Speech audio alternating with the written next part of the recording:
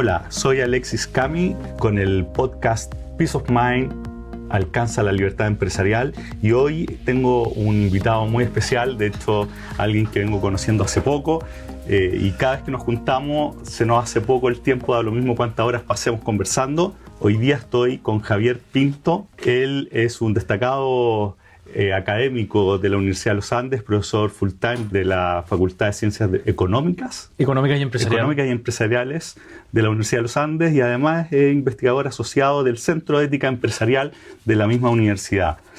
Y está invitado hoy día acá. Hola, Javier. ¿Qué tal?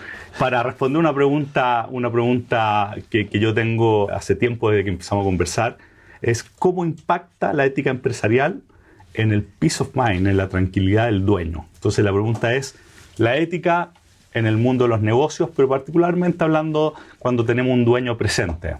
Mira, yo diría que esto es lo que yo he dicho muchas veces en clase, que, a ver, para temas de ética empresarial, en la gestión y en la dirección de empresa hay que ser 2 veces inteligente. Hay que ser una vez inteligente para darse cuenta de que hay bienes que son bienes en sí mismos y que se llaman bienes intrínsecos. Es decir, un bien intrínseco es la amistad, por ejemplo, o la honestidad, o la misma paz. La paz es un bien intrínseco. Estamos hablando más de temas como valores. De lo que tú buscas por sí mismo. Es decir, a nivel íntimo, así personal. Sí, y en las relaciones humanas. Sí, claro.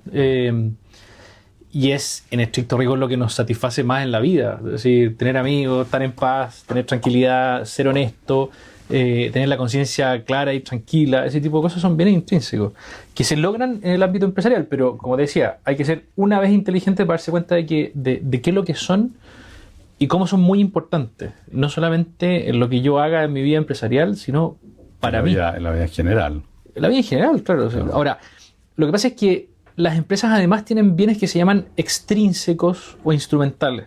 Es decir, yo cuando introduzco una nueva tecnología, cuando consigo una mejor participación del mercado, cuando tengo mejores recursos económicos, cuando tengo una deuda sana, etcétera, etcétera, cuando soy productivo, esos son bienes que son extrínsecos. Lo que pasa es que yo tengo que ser 2 veces inteligente. La segunda vez es cómo logro que estos bienes extrínsecos sean eficientes en estricto rigor. Ahora, pero yo puedo ser eficiente a costa de la amistad, a costa de la honestidad, a costa de la tranquilidad y la paz. Claro, pero la pregunta ahí, hoy día estamos viviendo una sociedad en donde cada vez es más cortoplacista. Está toda la organización empujando a resultados hoy día. Claro. Entonces, ¿cómo estos bienes intrínsecos juegan en esa dinámica? Porque en la historia humana nosotros nos damos cuenta, sobre todo la experiencia de que los bienes intrínsecos, estos bienes por sí mismos, se logran en el transcurso del tiempo. Efectivamente. O sea, en el fondo el empresario tiene que tener conciencia de este trade-off entre privilegiar uno u otro. ¿Van necesariamente uno contra otro? ¿O los puede hacer? Yo los tengo que hacer compatibles y además tengo que hacerlos sinérgicos. ¿Por qué? Piensa de la siguiente manera. Lo que pasa es que esto lo conversaba ayer con los alumnos, porque si tú compatibilizas estos 2 tipos de bienes, lo que logras es lo que se llama propiamente bienestar. Peace of mind. Que efectivamente lo que te conduce al final peace of mind. Ahora, porque tienes resultados en el fondo probablemente económicos con un ambiente, pero también humanos, un ambiente humano positivo. Claro, sí, por eso hay que pensarse los 2, pero a la vez. ¿Por qué? Porque, es decir, yo puedo decir que mi empresa busca un bienestar en el mercado o solamente recursos económicos. Hay una gran diferencia entre tener un canal de televisión que pone programas que son rentables, que son entretenidos y que dejan algo, versus programas que no dejan nada, consiguen solamente dinero, la gente puede que se entretenga, pero no estás entregando nada que sea intrínseco. ¿Te fijas, no? Claro. Es decir, el gran caso actual es de este Pancho Saavedra, que vende un programa que tiene alto rating, que es entretenido, es cultural, ¿te fijas, no? Y es económicamente rentable. Lo que pasa es que el opuesto de esto es vender pornografía, ¿te fijas, no? Claro. Ser un mercenario, en el fondo, estar dispuesto a lanzar lo que sea por recursos. Claro, yo puedo vender eso y ganar mucha plata, pero a costa de esos bienes que son intrínsecos. Entonces, ahora, la vocación del empresario, es decir, el empresario que responde a su propia vocación, es un empresario que reconoce que lo que él hace es un aporte en términos de bienestar. Nadie puede considerar que su vocación es simplemente ganar más plata. Porque en estricto rigor, ese afán por la plata es más cercano a un fetiche que a una vocación. Entonces, claro, la vocación del empresario es la vocación, que es una vocación fundamental en la sociedad, es la vocación de aquel que organiza el trabajo de la gente para conseguir ámbitos de bienestar dentro de la empresa y en el mercado. Y ahí la plata es una consecuencia, no es el fin. Es un instrumento y un recurso que me permite incluso seguir mejorando en el largo plazo. Eso. Pero las finalidades siempre son de bienes intrínsecos, al fondo. Y esto podría estar explicando también muchos de los escándalos que estamos viendo a nivel internacional. Yo diría que sí, en parte sí. En parte sí. Sí, porque cuando yo estoy comprometido con ciertos bienes intrínsecos hay ciertas cosas que yo no hago, que me pueden conseguir más plata, pero que yo no hago. Pero tampoco uno puede ser, es decir, uno tiene que ser bastante inteligente para darse cuenta dónde puedo aportar y cómo ese aporte puede ser rentable. Entonces tampoco, no es tan sencillo. Claro. Lo que pasa es que hay un riesgo importante en defender la ética empresarial y paralizar a la gente. Claro. Es decir, no haga nada. No. Yo voy a buscar productos y servicios y formas de trabajo que sean súper rentables, pero que además logren ciertas condiciones de bienestar real. Y eso implica hacer una pega algo mayor, pero más satisfactoria para el empresario que la hace, naturalmente.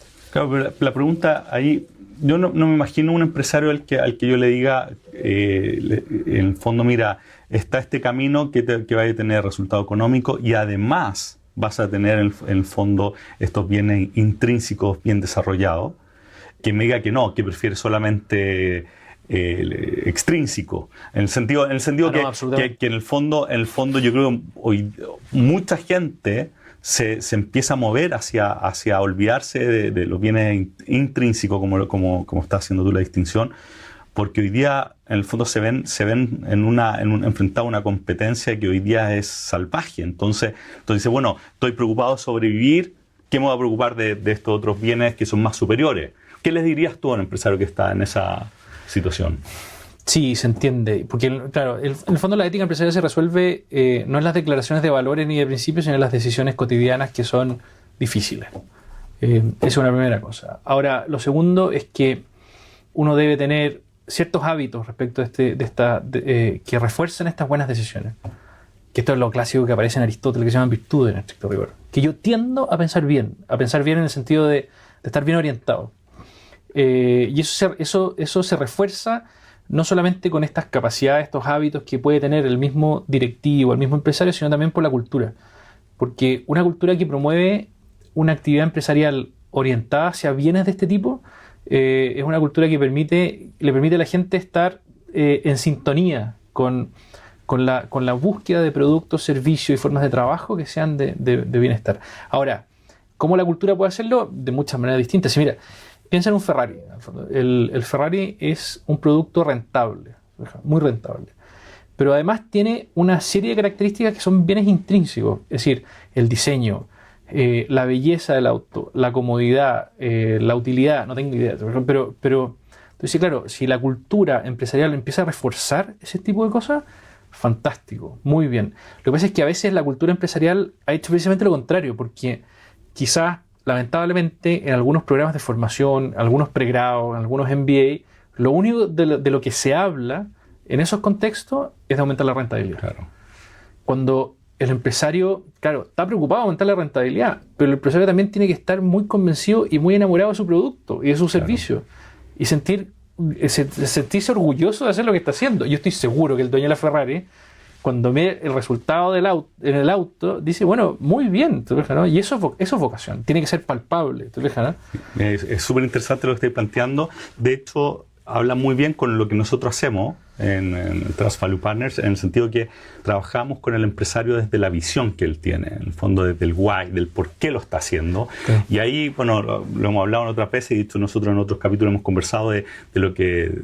por ejemplo, la charla está Start with Why, que hablábamos de Sinek, como él muestra en el fondo que cuando tú partes de esta visión que tiene que ver desde este objetivo bienestar, tú lo que haces es atraer otra gente que está en la misma sintonía, y eso hace que en el fondo se genere un montón de cosas buenas en esa dinámica, y que no todo sea plata, porque cuando no es solo plata para la empresa, tampoco no solo es plata para la gente que trabaja ahí. Entonces, al final puedes tener una organización que en el fondo está buscando un propósito más alto, con costo incluso más bajo en términos de recursos humanos incluso. Efectivamente. Yo tengo, por ejemplo, yo soy director en una ONG en donde hay talento pero impresionante y la gente tiene remuneración más baja porque tiene en el fondo está compensando tremendamente estos bienes intrínsecos. Ahora, yo te diría otra cosa. Hoy día una de las discusiones interesantes que hay en el mundo de las ciencias de la administración es esta nueva generación, son los millennials. Y una de las características que tienen estos cabros de las características muy positivas, es que les interesa trabajar en pegas que tengan sentido. Y resulta de claro, ahí la ética juega un papel muy importante, porque la ética no es una ética restrictiva, en el fondo de impedir que usted haga ciertas cosas malas, sino demostrar lo bueno que es hacer las cosas bien. Claro, ciertas actividades que son... Es interesante. Claro, interesante lo que está diciendo porque en el fondo, y de hecho una pregunta que te iba a hacer en términos de si tú ves que estos bienes intrínsecos está siendo en el tiempo, está siendo más importante o menos importante. Y quizás parte de la respuesta puede ir por lo que estás diciendo tú, que los millennials van a estar buscando eso, o están buscando eso. Yo los veo un poco aburridos del discurso sobre la pura rentabilidad. Yo creo que un empresario que no pertenece a esa generación y que tiene un poquito la urgencia de convencer a estas nuevas generaciones de profesionales puede aprovechar estos recursos del relato ético, de la ética empresarial, para darle este sentido de bien a los productos y servicios que está poniendo en el mercado. Claro, se conecta desde el propósito, no desde la transacción. Claro, pero no es solamente un propósito que es sexy, ¿te fijas? Sino que tiene contenido. Claro. Que en el fondo cuando yo estoy poniendo un producto en el supermercado, en la góndola, que es alimenticio de verdad, que permite que bajen los niveles de diabetes en Chile, que promueve, no tengo idea. Entonces digo, mira, eso es un propósito correcto, porque la salud finalmente es un propósito, es un buen propósito, es un bien en sí mismo. Claro. Nuevamente, lo que pasa es que yo como empresario lo que tengo que hacer es estar pensando cómo logro que la entrega de ese producto, que es un producto bueno, que tiene que ver con la salud, es además rentable. Claro. Y que además mejora la cultura, que la gente come mejor, que no. ¿Te fijas? Uh-huh. Entonces, en la televisión pasa eso, en la ropa pasa, en la moda pasa lo mismo, en la comida, ¿para qué decir? En los servicios en general. Es decir, mira, uno se puede empezar a pensar la ética de esa manera. Porque en el fondo, la ética empresarial no es ética filosófica, porque la ética filosófica se preocupa solo de entender por qué la salud es buena, ¿te fijas, no? El que se dedica a la ética empresarial, además de entender por qué la salud es buena, tiene que entender cómo se transforma en un producto, en un servicio y en una empresa. Claro. Y ordenar. Que tenga rentabilidad y claro, que en el fondo cumpla todo. Porque esto no es una ONG. Claro. Esto tiene que ser rentable. Lo que pasa es que podrá suceder que en algunos casos no sea tan rentable.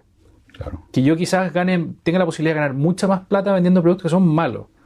Pero la idea es que usted no haga eso, claro, porque en el largo plazo va a pagar. En el largo plazo usted virará su vida hacia atrás y dirá, mira, sabes que en realidad no fue tan satisfactorio ser un empresario. Quizás hubiese sido mejor aportar a la sociedad de verdad, de otra manera, y ganar un poco menos. Ahora, yo tengo la impresión de que este discurso en esta generación joven calza bastante bien.